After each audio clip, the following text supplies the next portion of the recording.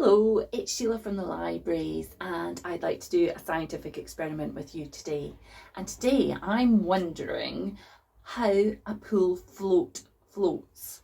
You know the big long noodles that you get in a pool? Well, they give you lots of support in the pool and they don't sink. So how does that happen? Well, we're going to look at an orange and see if we can work out by examining the orange how a pool float works. So this is our orange here and we're going to pop it in the water and you will notice that it's floating. So it just floats and bobs around on the surface a bit like a pool noodle. Now, if we take that out and we peel an orange, I've got one here, and we stick this in the water, I'm wondering what's going to happen. What do you think might happen? Do you think it's going to float and bob around, or do you think it will sink? Let's have a look. Oh, it's sunk to the bottom. So it definitely doesn't bob about. So I'm going to put my orange in that isn't peeled, and you can see it's still bobbing around, whereas the other one is sitting on the bottom here.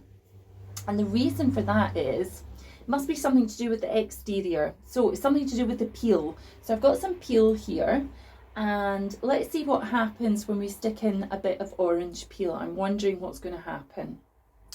Ah, it floats as well.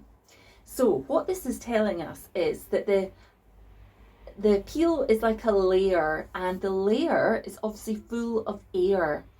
And it's got lots of air pockets in it, and because of that it's less dense than the water, so it rises to the surface and it floats.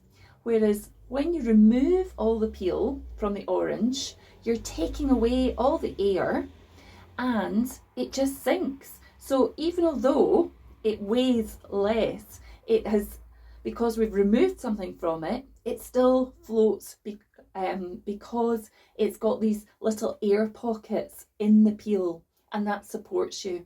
And that supports the orange, which is just exactly the same as the foam that the noodles are made out of. So the noodles, if you opened up, sometimes, you know, when you see inside a noodle, you see all the tiny little holes. That's just the same. So that's supporting you in the water.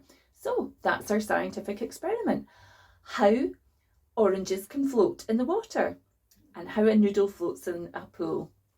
So thanks a lot for watching and happy experiments at home. Bye for now.